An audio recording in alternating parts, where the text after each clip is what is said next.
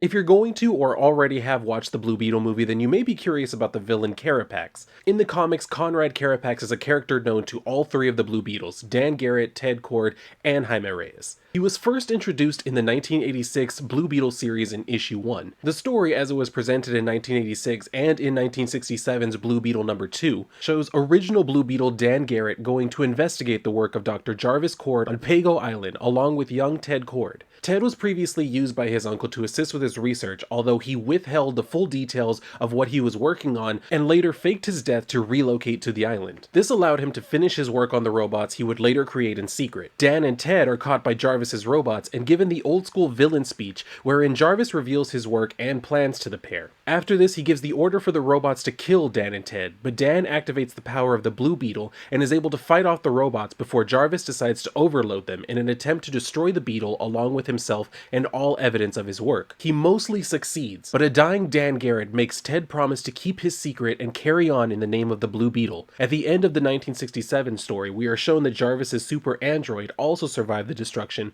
with the tease that it will someday be a problem. And someday came.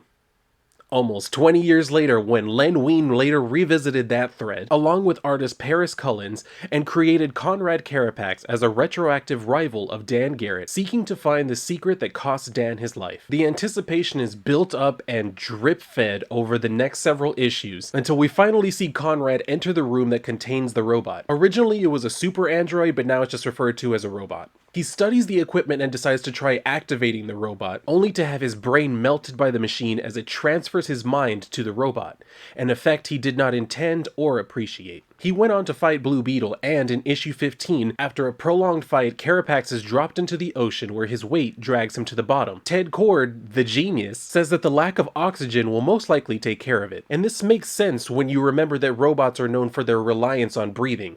Anyway, if you can believe it, he came back. He came back in Action Comics of all places, in 2006, where he fought Superman, and we are given some further backstory for him by Superman when he describes him as trapped and looking for a way to escape the suit. He mentions that for a few years he kept out of major cities and raided warehouses and research and development firms until he needed a part he could only find in Metropolis. He is defeated by Firestorm and taken away, where he was presumably studied and replicated because an army of Carapaxes were thrown at the Suicide Squad in 2008, but the main guy did not appear to be present. Then in 2009's Blue Beetle issue 35, we see that he apparently upgraded himself to be powered by steam and was a thick boy now, but he was still defeated by Jaime with little effort. The new character in the Blue Beetle movie is Ignacio Carapax, and I'm sure the differences don't end with the name, but I don't know all of them yet because I haven't gone to see the movie yet. I'm planning to go tomorrow. I may do a follow-up video talking about his character and the differences I see between him and Conrad, but now I would like to know all of your thoughts about the character of Carapax. It can be about Ignacio or about Conrad, either one or both. Just feel free to let me know your thoughts in the comments, and thanks so much for watching.